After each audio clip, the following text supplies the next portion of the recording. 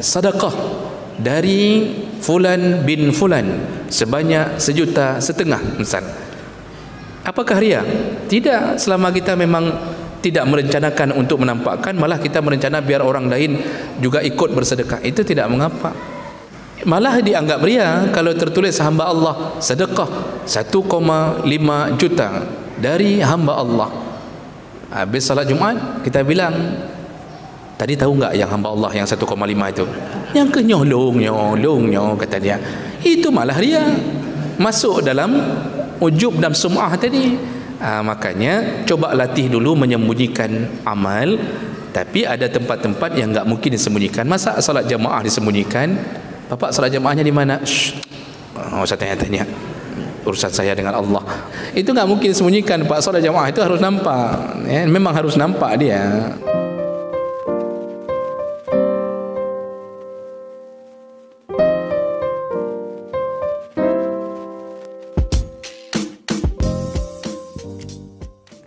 Bismillahirrahmanirrahim.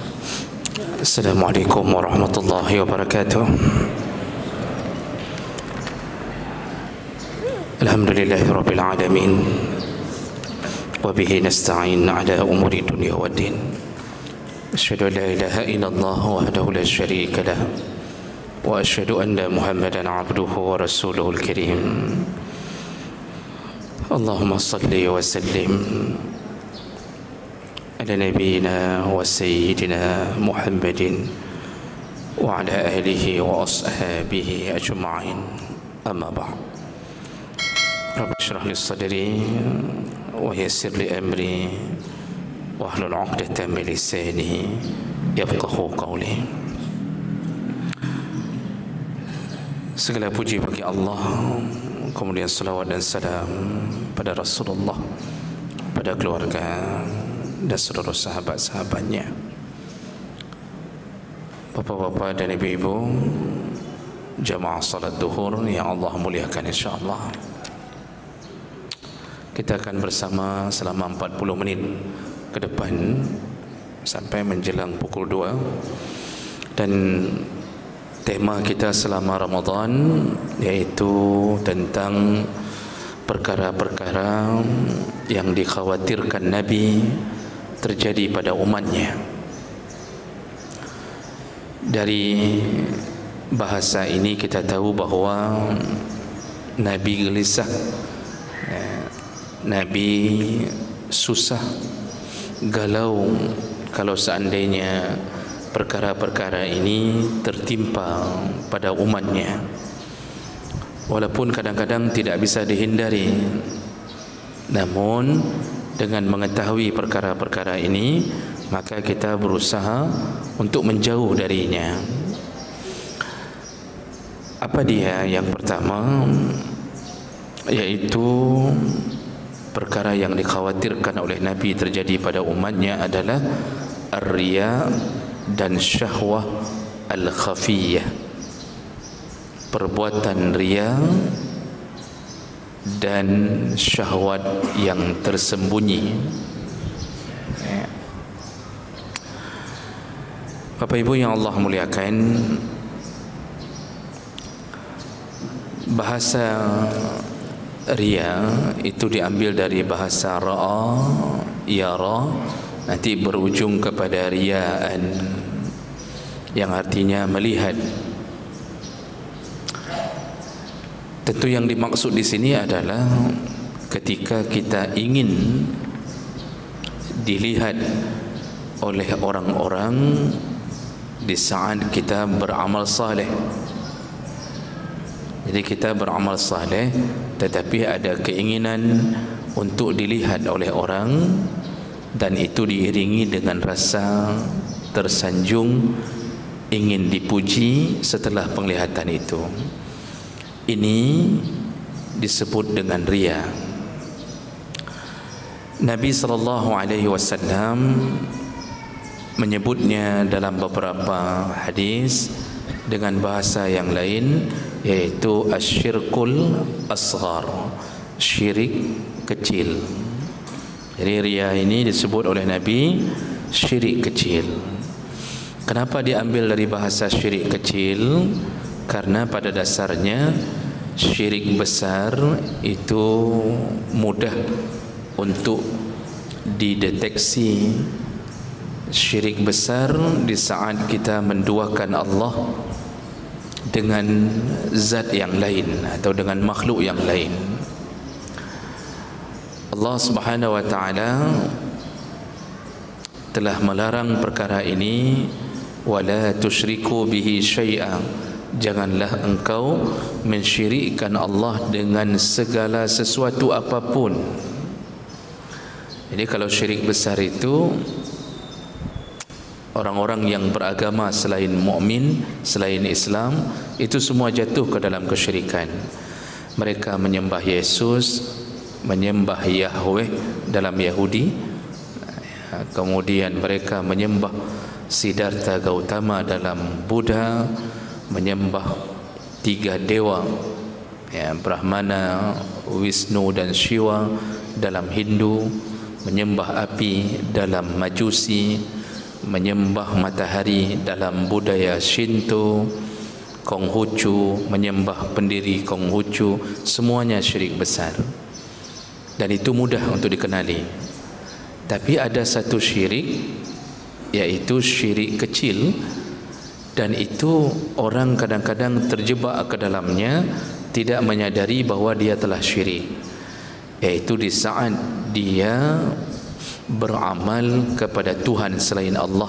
Jadi dia mengharapkan puji, mengharapkan pahala, mengharapkan penghargaan dari Tuhan-Tuhan selain Allah. Apa Tuhannya? Manusia. Bisa jadi dia berharap dari teman sekantornya, dia berharap amal salehnya dipuji oleh pimpinannya, kepala kantornya. Jadi Tuhan untuk dia bisa banyak. Bisa jadi istrinya, di depan istri, Masya Allah amal salehnya bagus sekali, untuk berharap dipuji. Istri bisa menuhankan suaminya, bahkan anak pun bisa jadi Tuhannya. Nanti ada Tuhan-Tuhan di media sosial, ada Tuhan yang bernama like, subscribe, share. Itu pun bisa jadi Tuhan untuknya. Pokoknya apapun yang dia harapkan penghargaan daripada selain Allah, maka dia telah jatuh ke dalam syirik kecil. Yang dimaksud adalah ar-riya. Nabi SAW menyebutkannya dalam hadis riwayat Ahmad. Kata Rasulullah SAW, inna akhwafa ma akhafu alaikum, yang paling ku khawatirkan terjadi pada kalian, yaitu yang dimaksud adalah umatnya. Apa dia? Asyirkul asghar, yaitu syirik kecil. Apa itu syirik kecil? Ar-riya, yaitu ar-riya. Kata Nabi, yaqulullah yaumal qiyamah, orang-orang yang mendapatkan sifat riya ini, maka hari kiamat nanti, iza juziyan nas bi'amalihim, ketika semua orang dibalas amal salehnya oleh Allah, maka orang-orang yang riya ini akan dihadapkan kepada Allah. Lalu kemudian Allah berkata kepada mereka, izhabu ilal ladzina kuntum turauna fid dunya, sekarang semua kalian, orang-orang yang dulu berharap-harap pahala dari manusia, berharap-harap puji dari manusia, maka pergilah kalian menghadap kepada orang yang kalian harap pujiannya. Pergi kepada pimpinan-pimpinan kalian. Lalu unduru hal tajiduna indahum jazaa, mintalah pahala dari mereka, jangan minta dari saya, kata Allah. Jangan minta surga milik saya, jangan minta kebahagiaan dari saya, minta kepada orang yang engkau harapkan videomu, fotomu dipuji-puji orang itu, minta surga darinya, kata Allah. Disitulah baru tercengangnya orang-orang yang berbuat riya. Ternyata yang selama ini mereka berharap-harap surga, bercita-cita masuk surga, ternyata tidak dapat surga. disuruh cari surga dari orang yang dia sembah di dunia dengan keinginan mendapatkan pujian tadi. Ini hadis yang pertama. Kemudian ada hadis yang lain dari Ibnu Majah, ya. Hadis dari Shaddad bin Aus. Rasulullah sallallahu alaihi wasallam mengatakan, inna akhwafa ma akhafu ala ummati, perkara yang paling kutakutkan terjadi pada umatku, al-isyraku billah, yaitu syirik kepada Allah. Amma inni lastu aqulu ya'buduna syamsan wala qamaran wala wasanan. Aku tidak mengatakan bahawa kalian akan menyembah matahari atau bulan atau berhala, karena kemungkinan besar sekali umat Muhammad sepeninggal Nabi tidak akan kembali menyembah berhala. Didikan Nabi itu cukup kuat, Pak, dalam urusan akidah. Nabi itu mendidik 13 tahun untuk meninggalkan penyembahan selain Allah di Makkah. Maka di Makkah itu tidak ada perintah ibadah, yang ada cuma perintah untuk membereskan akidah. 13 tahun itu ditanamkan oleh Nabi sallallahu alaihi wasallam. Enggak ada perintah salat, tidak ada puasa, tidak ada zakat. Itu semua terjadi setelah hijrah. Ketika akidahnya para sahabat muhajirin begitu mendalam, ketika munculnya perintah ibadah, mereka tidak peduli seberapa berat ibadah itu, karena mereka sudah yakin Allah ada, Allah punya surga, Allah punya neraka, dan Allah yang akan membalas semua amal saleh mereka, dan mereka akan berusaha menghindarkan diri dari neraka. Keyakinan itu muncul tanpa pernah melihat surga dan neraka. Ini akidah. Maka kuat sekali akidah. Nabi mengatakan, aku tidak mengatakan bahawa kalian nanti sepeninggalku akan menyembah matahari, akan menyembah bulan, akan menyembah berhala. Kemungkinan tidak akan terjadi. Buktinya kan Pak, hari ini kita yang begitu-begitu sudah jarang, bahkan sedikit sekali. Hanya mereka yang terkontaminasi dengan budaya-budaya di luar Islam yang biasa melakukannya. Ya, apalagi kita orang Aceh, akidah kita alhamdulillah lumayan terjaga, Pak. Akidah kita lumayan terjaga. Walaupun kita tidak sadar ada syirik-syirik kecil yang terjadi. Orang Aceh ini kalau masalah akidah itu dijaga betul. Dipanggil kafir pantang, Pak. Ya, tapi amalan dia kadang-kadang melebihi amalan kafir. Pengedar sabu 5 ton, berzina dianggap biasa, membunuh merupakan hal yang lumrah. Yang baik hei kafir, yang jangan panggil kafir atau jangan panggil Yahudi.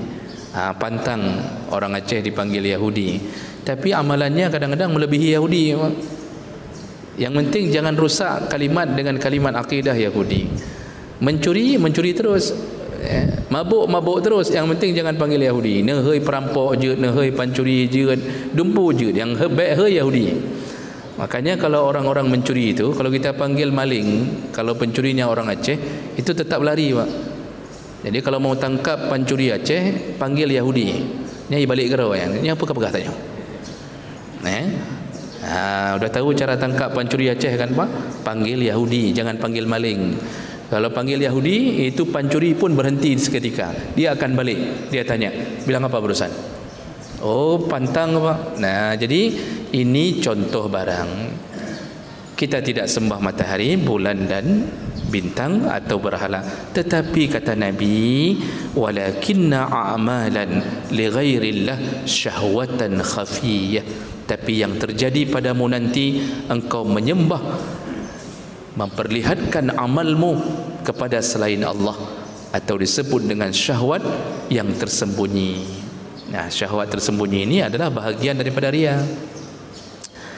Jadi hadis-hadis ini menunjukkan bahawa Nabi khawatir sekali ini terjadi pada kita. Dan hari ini sudah terjadi pada sebagian orang, dan orang-orang tersebut tentu tidak faham tentang dunia ini, tentang permasalahan ini, maka jemaah mendakar Allah perlulah kita luruskan tentang macam-macam model ria yang bisa terjadi di kalangan umat mukminin. Baik, jadi ria ini termasuk dosa besar. Perbuatan ria itu termasuk dosa besar dan pelakunya diazab di neraka.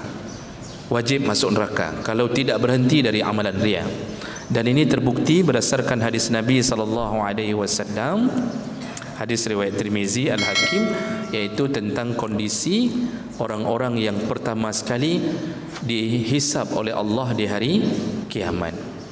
Jadi ada 3 orang yang pertama sekali dihisab di hari kiamat. Yang pertama adalah orang-orang yang menuntut ilmu, lalu kemudian Allah bertanya kepadanya, ya, dulu engkau menuntut ilmu untuk apa? Ini saya singkat saja Pak, karena hadisnya panjang, ya. Maka dia mengatakan, aku menuntut ilmu karenamu ya Allah, siang malam aku datang hanya karenamu ya Allah, aku tuntut ilmu untuk menegakkan agamamu ya Allah. Lalu Allah berkata, kazzabta, engkau berbohong, engkau bohong. Dulu engkau menuntut ilmu agar engkau dipanggil sebagai alim, agar engkau dipanggil sebagai qari. Jadi belajar Quran supaya dikenal sebagai qari. Di pesantren 7 tahun 8 tahun hanya ingin dikenal sebagai orang alim, dihormat-hormat, dihargai. Itu yang diinginkan di dalam hatinya. Lalu Allah berkata kepada malaikat, seret orang ini, masukkan dia ke dalam neraka. Makanya para ustaz, para tengku, hati-hati, jangan terlalu bangga dengan panggilan-panggilan alim. Nyan paling alim, nyan. Orang alim itu paling berat ujiannya, dan yang paling mudah diperosokkan syaitan ketika orang alim sebenarnya tidak alim. Nah, ini salah satu sifat ria. Jadi menuntut ilmu hanya ingin dikenal sebagai orang alim. Kemudian dihadapkanlah orang berikutnya, yaitu orang-orang yang berjihad di jalan Allah. Lalu Allah berkata kepadanya, ya, untuk apa engkau dulu berjihad? Dia mengatakan, aku berharap syahid ya Allah, ya. Jadi dia mengatakan, aku jihad demi menegakkan agamamu, dan aku berharap bahawa aku bisa syahid. Allah mengatakan, kazzabta, engkau berbohong, ya. Engkau berjihad hanya untuk dikenal bahawa engkau seorang pemberani, engkau pahlawan. Nah, jadi jihadnya untuk dikenal sebagai pahlawan. Jadi supaya dikenang-kenang orangnya cukup haya orangnya, cukup berani orangnya, itu yang dia inginkan dikenal oleh orang banyak.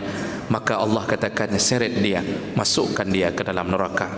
Lalu kemudian orang ketiga dihadirkan, yaitu para dermawan, orang-orang yang ahli sedekah di dunia. Lalu Allah nampakkan surga, pahala orang sedekah. Lalu Allah tanya, dulu engkau bersedekah kerana siapa? Untuk apa?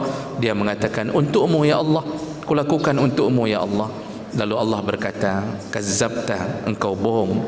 Dulu engkau bersedekah agar dikenal di tengah-tengah masyarakat bahawa engkau orang dermawan, engkau ahli sedekah.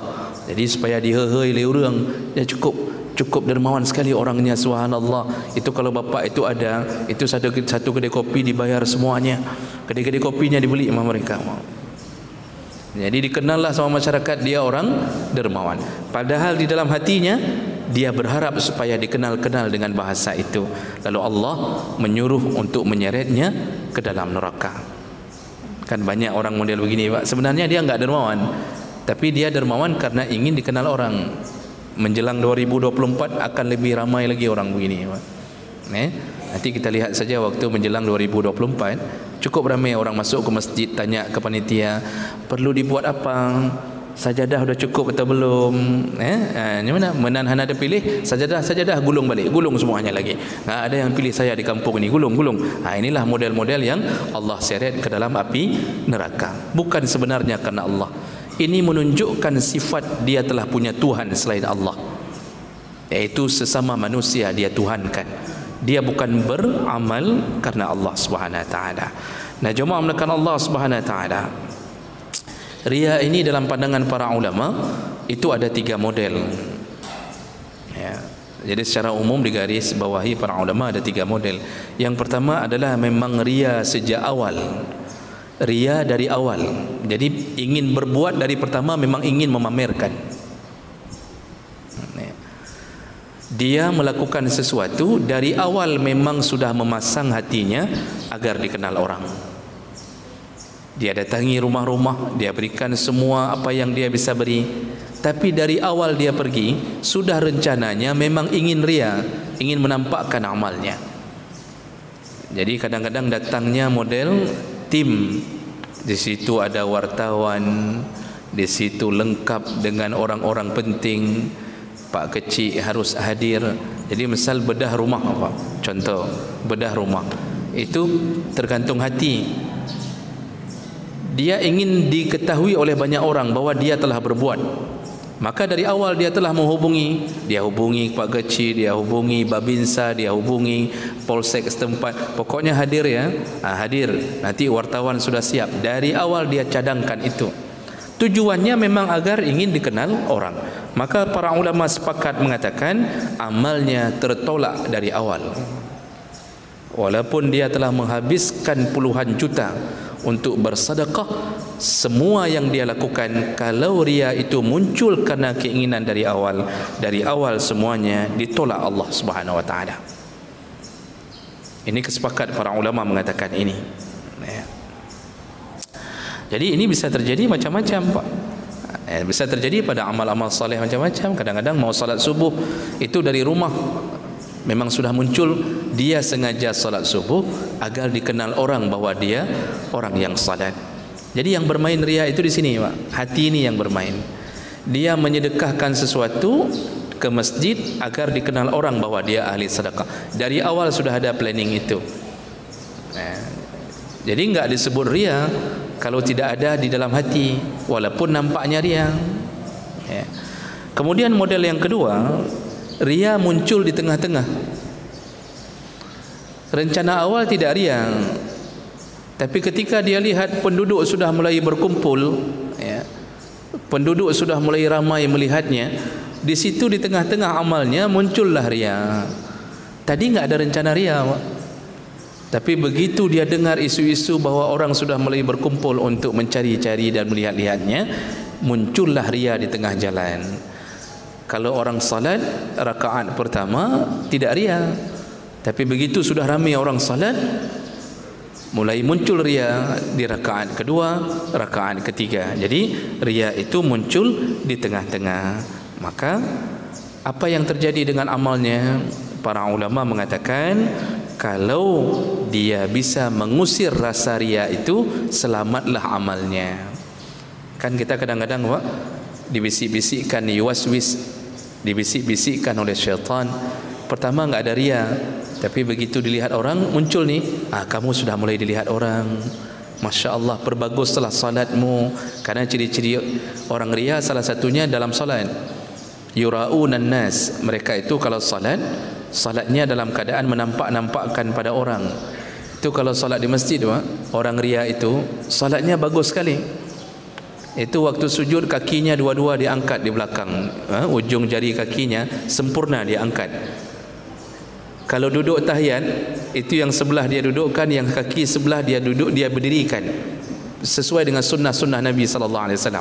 Takbir sempurna sampai ke bahu atau ke telinga, sempurna. Bacaan dia baca pelan-pelan, bahkan orang samping kanan kiri dengar, sempurna. Tapi kalau salat di rumahnya, sujud asal-asalan, kaki enggak diangkat, duduk tahiyat kaki tertidur, padahal tidak ada sakit kakinya, tidak cemekam, tidak terkena duri, tidak terkena apapun, tapi memang enggak mau saja, dia tidurkan saja begitu. Sujud cuma sekali baca langsung bangkit, model-model begitu. Tapi kalau di masjid dia baca dalam sujud sampai 33 kali, padahal Nabi suruh cuma 3 kali. Jadi yura'unan nas. Nah, kalau penyakit ini tidak ada di awal tapi muncul ketika berada di tengah, Kalau dia berhasil mengusir perasaan ini, selamat imannya. Jadi kita ni kan pas dibisik-bisik, malaikat ikut membantu untuk melawan. Syaitan berkata, sudah ada orang, perbaguslah salatmu. Lalu kita mengatakan, tidak, memang aku tidak berharap dari orang, aku hanya berharap dari Allah. Kita pukul-pukul bisikan-bisikan itu, maka selamatlah amal kita. Tapi kalau kita terjerumus ke dalam ria di tengah jalan sampai akhirnya ke ujung pun betul-betul ria, maka para ulama mengatakan batallah seluruh amalnya yang dari awal. Walaupun tidak ria, tapi karena di tengah sampai ke ujung ria, maka semuanya digugurkan Allah Subhanahu wa ta'ala. Kemudian yang ketiga, model ria yang datang di ujung, setelah beramal baru muncul. Bagaimana itu contohnya? Setelah bersedekah, sudah siap rumah orang miskin. Nah, ketika sudah selesai, duduk di kedai kopi, lalu dia mulai mengatakan tentang amalnya yang telah siap dia kerjakan. Dia bilang, ditanya sama kawannya, baru pulang dari mana? Biasa, baru selesai satu rumah lagi orang miskin, alhamdulillah. Baru pulang dari mana? Kok nampaknya matanya kok enggak pas begitu? Baru selesai tahajud.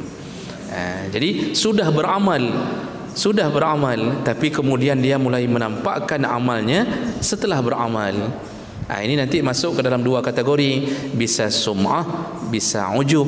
Sum'ah itu memperdengar-dengarkan amal. Amalan sudah 200 sak semen dia beri ke masjid, tapi di luar pegah-pegah bagop tapi nyan masjidnya itu masjid tu kan dalung yang 200 sak nyan. 200 sak itu saya itu tiang-tiang masjid itu saya yang bangun semuanya. Amal sudah selesai, tapi dia menceritakannya setelah beramal. Atau paling kurang pak ujub, bangga terhadap diri sendiri. Jadi selalu merasa kalau bukan saya, maka mungkin enggak beres masjid itu. Kalau bukan karena saya, mungkin anak yatim di kampung ni tak kayak mana nasibnya. Bangga terhadap diri sendiri. Ini dalam pandangan jumhur ulama, maka juga gugurlah semua yang pernah dia lakukan dengan menceritakan atau melakukan ria setelah beramal. Dan itu Allah sebutkan, ya ayyuhallazina amanu la tubtilu sadaqatikum bil manni wal adza kalladzi yunfiqu malahu ria'an nas, kata Allah. Wahai orang-orang yang beriman, janganlah engkau membatalkan amal salehmu atau sedekahmu dengan cara mengungkit-ungkit menceritakannya kembali. Itu kata Allah. Lalu Allah persamakan, yaitu seperti orang yang ria. Berarti yang mengungkit-ungkit sama posisinya dengan orang yang ria. Makanya salah satu daripada bentuk ria adalah ketika orang mulai menceritakan kembali amal salehnya. Dia pernah punya panti asuhan, dia pernah punya anak asuh, anak yatim. Sudah selesai, mereka sudah besar-besar, sudah dapat kerja semuanya, alhamdulillah. Dan Nabi sudah menjanjikan orang-orang yang memelihara anak yatim akan tinggal bersama Nabi di dalam surga, satu komplek bersama Nabi. Bahkan rumahnya berdekatan dengan rumah Nabi di surga Firdaus.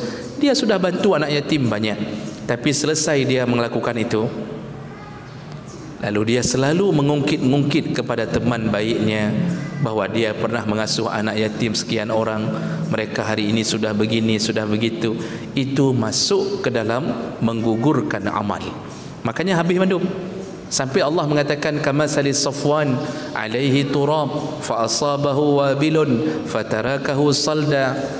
Sama seperti batu yang licin, lalu kemudian ada pasir, alaihi turab, ada pasir di atasnya, fa asabahu wabilun, turunlah hujan lebat. Begitu turun hujan lebat, dihabiskanlah pasir itu dari atas batu itu. Begitulah hilangnya amal saleh orang yang ria, yang suka menyebut-nyebut amalnya, mengungkit-ungkit amalnya. Enggak ada sama sekali tinggal pasir itu di atas batu yang licin. Sengaja Allah sebut batu licin, maksudnya pasirnya hilang semua. begitulah orang yang ria, pahalanya hilang semua, digugurkan Allah Subhanahu wa taala. Sedikit lagi Bapak Ibu yang Allah muliakan, baru kemudian kita bertanya jawab sekitar 7 atau 5 menit menjelang pukul 2. Yang penting pukul 2 tetap kita selesai, ya. Saya pun berharap seperti itu. Jadi bukan Bapak yang berharap pukul 2, saya yang berharap seperti itu. Karena kahit dah lumgah apa, ribuno kan lumgah apa, ibu-ibu lumgah apa, ini lumgah apa. Jadi sedikit lagi. Bapak Ibu yang Allah muliakan, berikutnya, ya, ini perkara-perkara yang penting, ya. Ada perkara yang dianggap ria padahal tidak ria, ya. Apa saja dia? Contohnya, seseorang yang dipuji orang karena ketahuan amal salehnya, dia enggak ria. Tapi orang yang tahu, ada orang ngintip ternyata dia salat tahajud, ada orang yang tahu diam-diam ternyata dia suka membaca Quran, lalu orang itu cerita-cerita, Masya Allah bapak itu salat tahajud rupanya tiap malam, Masya Allah bapak tu diam-diam sedekah rupanya, dia masuk ke masjid jam 3, dia masukkan uang ke dalam celengan, padahal tadi waktu salat maghrib enggak nampak dia masukkan. Orang cerita amal saleh kita yang kita sembunyikan, itu tidak ria walaupun kita sudah mengetahuinya. Jadi kita tahu isu-isu itu berkembang tu desas-desus di kampung, rupanya kita orang saleh yang suka menyembunyikan amal. Lalu Nabi ditanya tentang masalah ini, ya, ara'aita ar-rajula ya'mal al-amal min al-khair wa yahmaduhu an-nas 'alayh, ya Rasulullah, bagaimana hukumnya kita tidak menampakkan amal tetapi orang memuji-muji setelah ketahuan kita beramal saleh. Jadi puji-puji orang. Apa jawaban Nabi Bapak Ibu yang Allah muliakan? Innaka qala tilka ajilun busyra al-mu'min. Kata Nabi, itulah kabar gembira yang Allah segerakan di dunia. Di akhirat dapat surga, di dunia dipuji-puji orang, dan itu membahagiakan kan Pak? Kan kita enggak bisa menolak. Kalau dipuji orang kita senang kan? Misalnya kita ketahuan nih, ketahuan ternyata kita dipuji orang di belakang kita, hai pun ada apa awak roh ni, ternyata masjidnya nah orang yang bangun koknya anak tak kepegah roh gelawitnya, selama ini dia enggak pernah memberitahu dirinya siapa, masjid ini rupanya dia bangun. Desas-desus itu membuat kita senang. Kan kita fitrah kita senang kalau dipuji Pak. Semua senang, apalagi kalau isteri kita Pak paling senang dipuji. Maka bapak-bapak ni yang jadi suami banyak-banyak puji isteri. Walaupun bohong tetap isteri suka dipuji. Kita bilang sama isteri, Masya Allah engkau cantik bagaikan rembulan. Rembulan saja tidak secantik dirimu. Isteri tahu itu bohong Pak, tahu isteri itu bohong, mana mungkin secantik rembulan. Tapi dia tanya, bohong kan bang? Betul, abang bohong pasti. Ya sudahlah bohong. Tapi boleh bilang lagi enggak bang? Bohong pun dia suka Bang. Makanya dipuji itu menyenangkan hati. Kita ini dipuji orang senang, tapi hilangkah amal kita? Tidak. Selama kita bukan merencanakan untuk ria. Dikenal orang, ya sudah. Dikenal orang, ya sudah. Alhamdulillah. Seperti Imam Nawawi, itu kan beliau dipanggil oleh orang-orang semasanya, dipuji-puji dengan kalimat Muhyiddin. Maka Imam Nawawi itu ada tambahan kalimat Muhyiddin Syaraf An-Nawawi. Padahal nama beliau enggak ada Muhyiddin.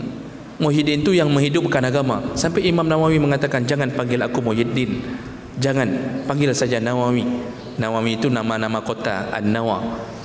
Nah Bapak Ibu yang Allah muliakan, beliau tidak ingin, tapi di kitab-kitab karangan beliau enggak ada yang tulis An-Nawawi langsung, semua tulis Muhyiddin, ya. Muhyiddin, semua tulis Muhyiddin. Berdosakah Imam Nawawi dijuluki dengan Muhyiddin? Tidak. Riyakah? Tidak. Beliau tidak ingin orang yang memujinya. Maka tidak mengapa di saat kita dipuji orang. Jadi jangan marah ke orang puji. Misalnya kita datang dipuji orang, hai Masya Allah, ana lu depa lawitnya, saya enggak tahu selama ini. Ternyata bapak Masya Allah ahli tahajud rupanya, Masya Allah tiap malam. Kita jangan sampai kak lihat saya kedekat kat pegah-pegah lung dia. Jangan Pak. Jangan kita mengatakan itu. Jangan bilang pergi kejar anjing sana. Masya Allah, enggak perlu kita caci orang. Ya sudahlah. Jadi yang jangan kita tambah-tambahi. Oh, Masya Allah bapak selama ini ternyata salat tahajud, baru tahu ya. Misalnya begitu. Nya kak kena kan Pak. Kalau sudah kalimat baru tahu ya, itu dah kak kena tu. Jangan kita memuji-muji diri. Nah, kemudian menampakkan amal saleh yang kedua yang tidak masuk ke dalam golongan ria, menampakkan amal saleh untuk dicontohi. Misal kita sengaja mendirikan solat di tengah-tengah kampung agar orang kampung semuanya mau solat. Ni orang kampung tak mau solat ni. Akhirnya kita membuat sebuah pengumuman bahawa kita akan memulainya, kita solat. Itu tidak disebut dengan riya ketika kita niatnya mensyiarkan agama ini. Makanya orang yang ceramah itu tergantung sekali niat di hatinya. Kalau ceramahnya beredar di mana-mana, kalau dia niatkan mudah-mudahan dengan ceramah yang beredar itu bisa mentaubatkan 1-2 orang, maka tidak masuk ke dalam riya. Karena tujuannya adalah bukan menampak-nampakkan amal salehnya. Jadi memberi contoh perbuatan baik pada orang lain itu bukanlah golongan orang-orang yang riya. Waktu masa Nabi hidup,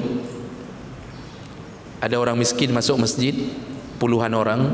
Lalu Nabi mengatakan tentang siapa yang bersedekah, maka dibacakan ayat, persiapkanlah bekal kalian menuju kiamat nanti. Lalu bangun satu orang memulai bersedekah, diikuti oleh orang lain sampai penuh sedekah dalam masjid itu.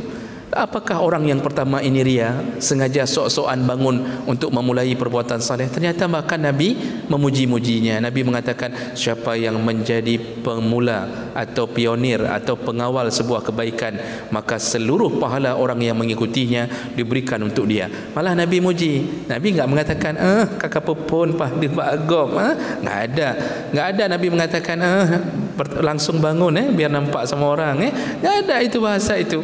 Malah disuruh berlomba-lomba untuk memulai. Itu bukan riya. Kita yang mulai sedekah, kita yang mulai bangun masjid, kita yang mulai mengajarkan orang begini-begini, itu bukan riya selama memang kita ingin mensyiarkan agama ini. Jadi permainannya tergantung sekali dengan apa yang ada di dalam hati.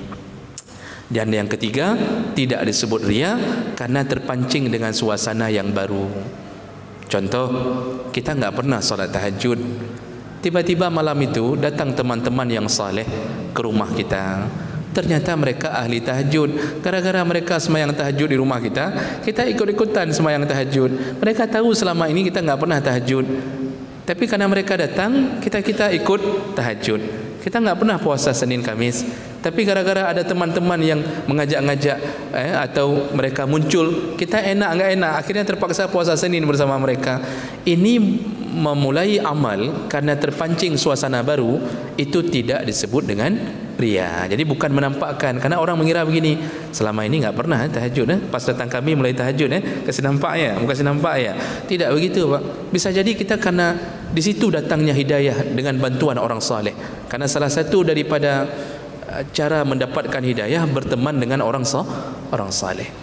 Karena berteman dengan orang buruk akhlak, Pak, kita jatuh dalam maksiat. Enggak pernah minum, enggak pernah mabuk. Gara-gara berteman dengan mabuk, kita mabuk. Enggak pernah sabu-sabu, karena berteman dengan orang sabu-sabu kena. Berteman dengan orang saleh juga begitu. Enggak pernah tahajud, tapi begitu datang mereka, kita ikut bertahajud. Itu salah satu hidayah. Mudah-mudahan setelah pulangnya mereka, kita bisa menyambung amalan tersebut. Nah, inilah Bapak Ibu tentang dunia riya yang perlu kita jaga-jaga, jangan sampai terjatuh sehingga kita berangan-angan mengira kita penduduk surga, ternyata ketika berhadapan dengan Allah tidak ada amal apapun yang tercatat gara-gara urusan riya ini. Baik, saya berhenti dulu di sini. Ada waktu sekitar 5 menit ke depan, silakan kalau ada hal yang ingin ditanyakan. Baik, saya rasa ini cukup mewakili, Pak. Terima kasih banyak Pak Mul atas pertanyaannya. Yang pertama tadi apa yang pun apa? Ya, melakukan amal saleh untuk memotivasi keluarga untuk salat atau orang-orang untuk salat. Apakah ini masuk golongan riya? Tidak. Itu tidak, karena memang apalagi kita sebagai pemimpin keluarga memang harus ada sifat itu. Nabi SAW ketika menjelang 10 terakhir Ramadan, beliau bangun tidak tidur, lalu sampai wasyadda mi'zarahu, beliau ikat tali pinggangnya, dia ikat supaya enggak tidur lagi, dia kencangkan pinggangnya. Wa aiqadha ahlah, lalu beliau membangunkan keluarganya. Nah, jadi Nabi itu Kalau beramal itu enggak sendiri, dia bangunkan keluarganya. Dalam tahajud juga begitu. Nabi habis dia salat, dia bangunkan isterinya. Nabi suruh motivasi memang, dan itu bukanlah perbuatan riya. Bahkan Allah pun mengatakan, rahimallahu rajulan, Allah sayang pada seorang suami yang salla bil lail, lalu dia salat di malam hari. Setelah salat dia bangunkan isterinya. Kalau isterinya tidak mau bangun, dia siram dengan air. Malah disuruh malah oleh Allah. Nanti isteri kan mungkin akan mengatakan, baru sembahyang 3, baru sekali salat udah bangunkan kita. Itu enggak masuk riya, memang disuruh begitu, memang disuruh. Ya. Bahkan kalau enggak mau bangun disuruh siram. Isteri juga begitu, kalau sudah bangun salat, bangunkan suami. Dan itu bukan amalan yang dinampakkan, memang suruhannya begitu untuk membuat orang juga ikut beribadah seperti kemampuan kita beribadah. Itulah dakwah. Ya. Suami pun disuruh siram sama oleh Allah. Kalau suaminya enggan, siramlah kata Allah. Siram. Cuma menyiram suami lebih berbahaya daripada menyiram isteri. Kalau kita siram isteri, isteri paling mepep-pep, dia merepen, enak aja siram-siram orang. Padahal yang kita siram isteri bukan orang kan. Tapi kalau siram suami ngempep-pep, langsung isteri kena tunjang ke jendela sana. Makanya isteri perlu cara untuk membangunkan suami. Memang begitu motivasinya. Disuruh Rasulullah mencontohkan banyak perkara. Itu memang dunia dakwah memang begitu Pak, mencontohkan. Maka itu tidak termasuk ke dalam dunia riya. Ya. Nah, kemudian pertanyaan berikutnya, cara taubat dari riya. Taubat tetap diterima walaupun penyakit hati, dan tetap ada jalan taubat. Para ulama pun menyusun cara-cara taubat dari riya. Yang pertama adalah latihlah diri untuk terbiasa menyembunyikan amal. Jadi coba latih diri dulu. Kalau mau beramal, lawan dulu penyakit hati ini. Kalau bisa, jangan nampakkan. Tapi tidak semua amal bisa disembunyikan. Makanya sedekah itu walaupun nampak tetap berpahala. Kan Allah yang mengatakannya. Kata Allah, in tubdus sadaqati fa ni'ammahi. Kalau sedekahmu nampak, itu sudah baik kata Allah. Sedekahmu nampak itu sudah baik. Wa in tukhfuha wa tu'tuhal fuqara fa huwa khairul lakum. Tapi kalau engkau bisa sembunyikan, lalu engkau memberinya diam-diam kepada fakir miskin, itu lebih baik kata Allah. Jadi sedekah yang nampak itu artinya sedekah yang enggak mungkin dihindari. Contoh Pak, kita kasih zakat, enggak mungkin diam-diam. Mana mungkin kita campak zakat di depan rumah orang miskin jam 3 malam. Pasti kita temui orang miskin itu, nyo zakat long. Atau kita temui amil kalau zakat fitrah, ini zakat saya.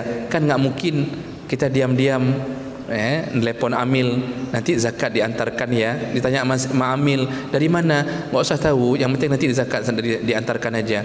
Ini bukan hebat, ini bangai namanya. Mau kasih wakaf ke masjid, mana bisa diam-diam? Datang jam 4 malam, letakkan semen di masjid 400 sak. Sampai panitia masjid bingung, dari siapa ni? Dari Yahudi apa Nasrani ni? Ini dari PKI atau dari mana ini? Ini sudah mulai memfitnah masjid, akhirnya dibuang semua semennya gara-gara enggak ketahuan orangnya siapa. Wakaf itu harus nampak, bertemu dengan panitia, ini wakaf saya segala macam. Makanya enggak selamanya menyembunyikan amal itu bisa dilakukan. Allah katakan itu sudah baik. Maka Bapak Ibu jangan merasa bersalah ketika nama kita diumumkan di hari Jumaat. Sedekah dari fulan bin fulan sebanyak 1,5 juta misal. Apakah riya? Tidak, selama kita memang tidak merencanakan untuk menampakkan, malah kita merencana biar orang lain juga ikut bersedekah, itu tidak mengapa. Malah dianggap riya kalau tertulis hamba Allah sedekah 1,5 juta dari hamba Allah. Habis salat Jumaat kita bilang, tadi tahu enggak yang hamba Allah yang 1,5 itu? Yang kenyolong kata dia. Itu malah riya. Masuk dalam ujub dan sum'ah tadi. Makanya coba latih dulu menyembunyikan amal. Tapi ada tempat-tempat yang enggak mungkin disembunyikan. Masa salat jamaah disembunyikan? Bapak salat jamaahnya di mana? Saya tanya-tanya. Urusan saya dengan Allah. Imamnya siapa? Jangan tanya, itu urusan saya dengan Allah. Imamnya yang nanya, hai ke imam no, hai ke imam no, kata. Itu nggak mungkin sembunyikan. Pak solat jamaah itu harus nampak, ya, memang harus nampak dia. Nah, jadi di mana kita disuruh sembunyikan? Yang berhubungan dengan pribadi-pribadi. Makanya Allah katakan, kalau engkau berikan kepada fakir miskin, berusahalah diam-diam. Maka kan ada cerita itu Pak, di dalam kitab-kitab, seorang pembesar di satu negeri memberi sedekah selalu. Dia utus budaknya, dia utus orang pegawainya kasih sedekah ke pintu-pintu orang miskin. Nggak ada yang tahu bertahun-tahun dari siapa, nggak ada yang tahu. Sampai akhirnya ketahuan ketika orang kaya ini meninggal dunia. Semenjak itu, minggu itu langsung semua orang miskin tidak ada lagi beras yang terletak di depan rumah mereka. Disitulah orang miskin berbisik-bisik, ternyata itu dari almarhum fulan, dari almarhum fulan. Di situ orang berusaha menyembunyikan amal kalau berhubungan dengan pribadi-pribadi. Karena orang miskin ni, kalau kita enggak sembunyikan, kita terjebak ke dalam rasa ujub tadi Pak, tersanjung-sanjung waktu orang miskin nangis, diciumnya tangan kita berulang-ulang, padahal masih bawa terasi ni, dicium terus-terusan Pak. Kita naik ni, naik dan merasa bahwa dia layak mencium tangan kita. Sampai ada yang bersungkur, dikasih rumah bersungkur Pak, di kaki kita. Naik ini, syaitan main. Kata syaitan, Masya Allah, luar biasa engkau, orang miskin di sini selamat karenamu. Masya Allah, engkaulah orang yang paling ditunggu-tunggu oleh orang miskin. Engkau layak dipanggil dengan Abul Yatama misalnya. Bapaknya anak yatim, engkau Abul Masakin, bapaknya orang miskin. Kena tu dah. Habis semua amal tu kalau masuk ke dalam hati bahwa kitalah bapaknya para orang miskin. Biar orang yang memanggilnya. Nah, jadi itu dulu. Yang kedua, berdoalah semoga Allah tidak menjatuhkan kita ke dalam amalan riya. Nah, jadi orang yang sudah riya apakah kembali amalnya atau tidak Pak? Taubat. Dengan taubat kembali amalnya atau tidak? Ini ada dua pandangan. Sebahagian mengatakan tidak kembali, gugur. Sebahagian yang lain mengatakan kembali berdasarkan hadis Nabi ketika dulu para sahabat kan rata-rata kafir dari jahiliyah masuk Islam. Lalu salah seorang sahabat bertanya kepada Nabi, ya Rasulullah, kalau kami masuk Islam, apakah semua amal kami di masa jahiliyah? Kan ada yang baik-baik itu Pak, ada yang suka memberi ke orang, menolong orang, apakah semua dicatat kembali oleh Allah kalau kami masuk Islam? Apa kata Nabi? Semua dirapel oleh Allah, tidak dihilangkan amalmu di masa jahiliyah kalau engkau pernah berbuat baik pada orang lain. Itu menjadi dalil dari sebahagian ulama, kalau orang kafir saja dikembalikan amalnya, apalagi orang riya. Wallahu alam, hanya Allah yang tahu. Hanya kita bermohon semoga Allah menerima taubat dan mengembalikan amal saleh kita. Maka yang sudah terjebak dalam dunia ini jangan lakukan lagi, tapi bermohonlah semoga pahala itu tidak hilang di sisi Allah Subhanahu wa taala. Baik, saya cukupkan di sini Bapak. Saya tidak perpanjang ya. Karena nanti mungkin di antara kita ada yang harus melanjutkan pekerjaan yang lain. InsyaAllah kita bertemu kembali di hari Minggu yang akan datang. Semoga yang hadir Allah telah catat pahala, dan semoga Ramadan hari ini menjadi satu pembela kita di hari kiamat nantinya. Subhanakallahumma bihamdik, asyhadu an la ilaha illa anta, astaghfiruka wa atubu ilaik. Wassalamualaikum warahmatullahi wabarakatuh.